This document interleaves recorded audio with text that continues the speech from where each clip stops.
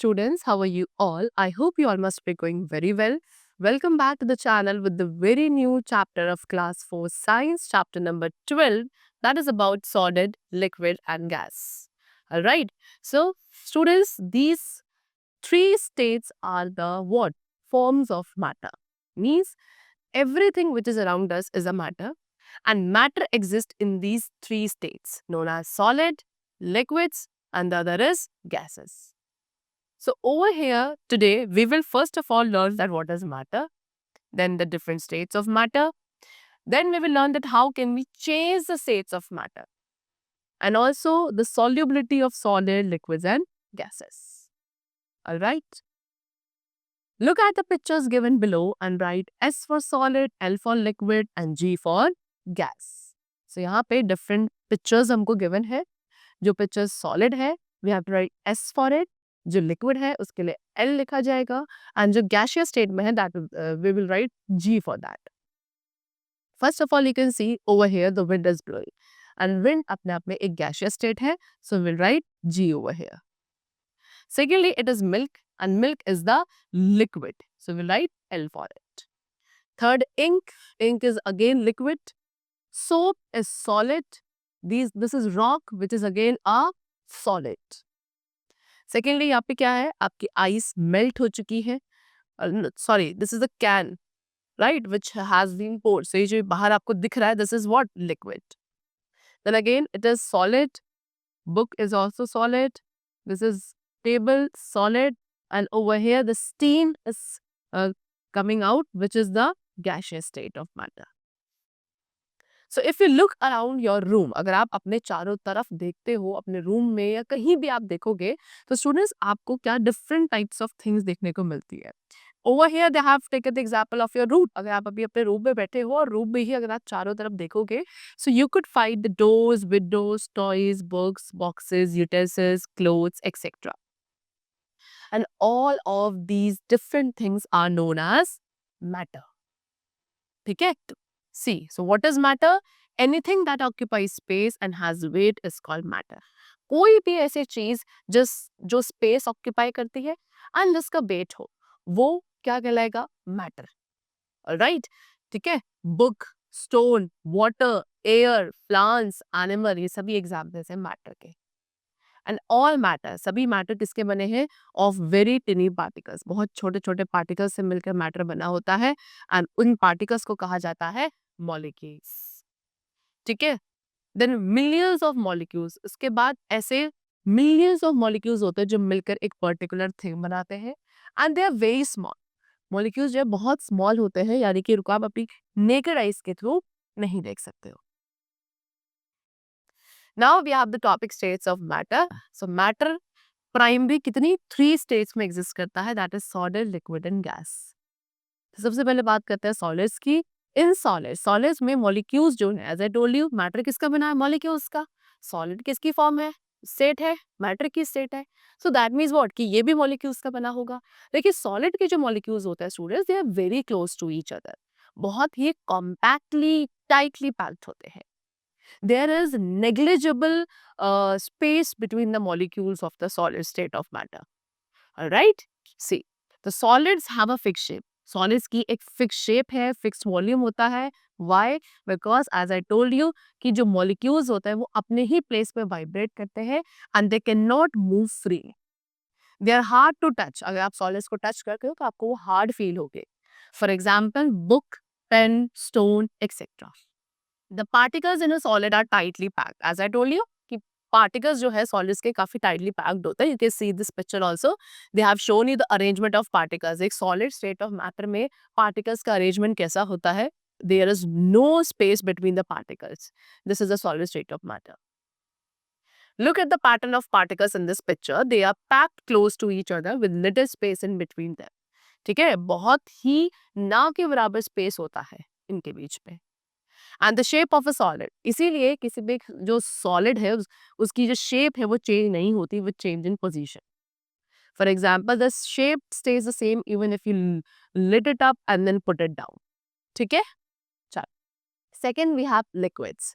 And in liquids के molecules काफी loosely packed होते हैं. ठीक है? लूज पैक्ड होते हैं. एंड इसीलिए लिक्विड की एक डेफिनेट वॉल्यूम है but no definite shape.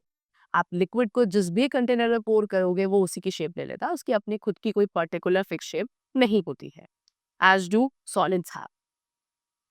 Why? Because particles जो है लिक्विड के अंदर सॉरी लूजली पैक्ड होते हैं, therefore the liquids do not have any fix shape.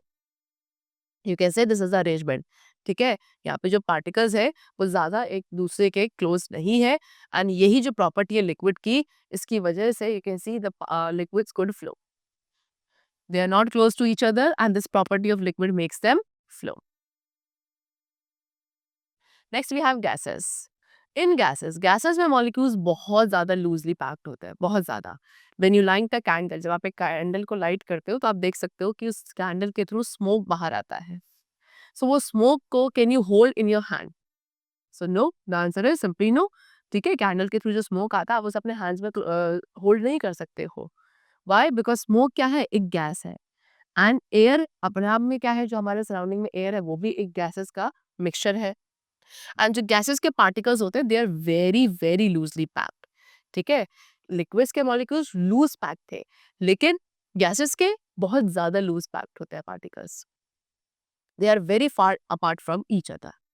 ठीक है, gases have neither definite shape. Gases की ना तो कोई डेफिनेट शेप होती है, ना ही डेफिनेट वॉल्यूम होता है। And a gas can be squeezed into a balloon. एक गैस को आप एक बैलून के अंदर स्क्वीज भी कर सकते हैं।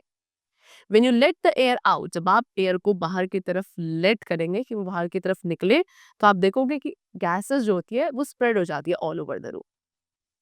Alright, now we have the topic changing states of matter, यानी कि मैटर की स्टेट्स कैसे चेंज करी जा सकती है। So there are some substances, ऐसे भी कुछ सब्सटेंसेस हैं जो कि अपनी स्टेट्स को चेंज कर सकते हैं। एंड वाटर अकेला ऐसा लिक्विड है which can be found in all the three states. ठीक है, the change of a substance the change of the state of a substance happens due to the change in temperature. And किसी भी एक substance की state में जो change आता है वो उसके टेम्परेचर में आने वाले चेंज की वजह से होता है। जैसे कि first of all we have melting. So when we heat a solid, जब आप एक सॉलिड को हीट करते हो आपने देखा होगा कि सॉलिड लिक्विड फॉर्म में आना शुरू हो जाता है। एंड ये जो प्रोसेस है of changing solid into liquid state, that is called melting. For example ice cube को आप फ्रीजर से निकाल कर जब रूम टेम्परेचर पे रखते हैं, when you kept in the open, so वो आइस हीट होती है and then it melts into water. This is known as melting process. Secondly evaporation. So when a liquid is heated, जब आप एक liquid को हीट करते हो वो गैस में चेंज हो जाता है।